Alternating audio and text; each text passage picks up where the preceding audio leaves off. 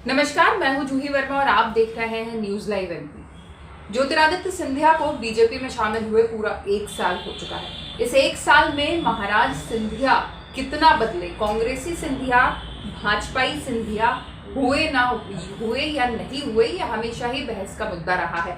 इस बीच उन पर कई बार कांग्रेस ने ये तंज भी कसा।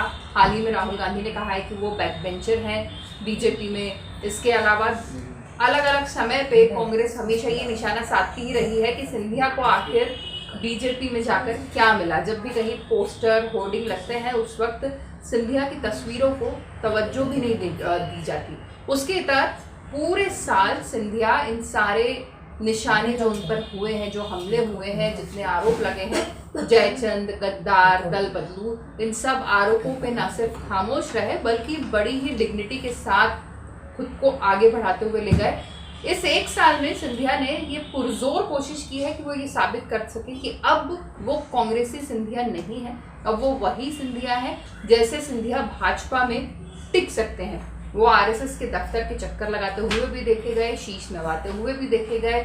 इसके बाद वो उन प्रतिद्वंदियों के भी घर गए जब वो कांग्रेस में रहते थे, तब जिनसे मेल मुलाकात, बातचीत नहीं थी।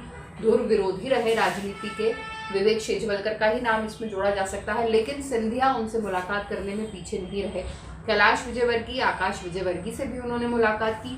कई मौके ऐसे भी आए जब ये आरोप लगे कि उनके खुद के समर्थक बीजेपी के बड़े नेताओं के दबाव में उनके तस्वीरों से, उनके कटआउट से, उनके होर्डिंग से कन्नी काट रहे हैं, पर सिंधिया उसमें भी खामोश रहे। उपचुनाव में उन्होंने साबित करके दिखाया कि उनके चेहरे के जादू की बात की जाती है वो अभी भी बरकरार है और वो जीत दिला सकते हैं। उनके समर्थक इतने ज़्यादा डिफरेंस से चुनाव जीतकर वापसी कर चुके हैं।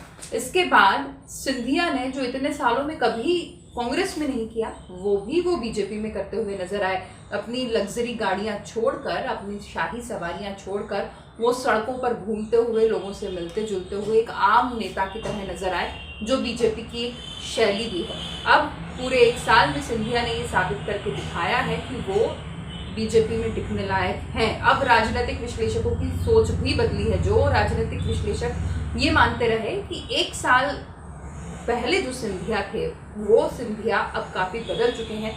जो पहले ये मानते थे कि वो कांग्रेस से जाकर बीजेपी में शायद ही टिक पाएंगे, लेकिन अब सिंधिया ने ये साबित कर दिया है कि वो लंबी रेस का घोड़ा बीजेपी में शामिल होने वाले हैं। अभी भी संयम रखे हुए हैं जब उनके पास कोई पद नहीं है। राज्यसभा सांसद के अलावा मंत्री पद मिलने का जो इंतजार है वो भी बेहद शालीनता से और शांति से कर रहे हैं सिंधिया।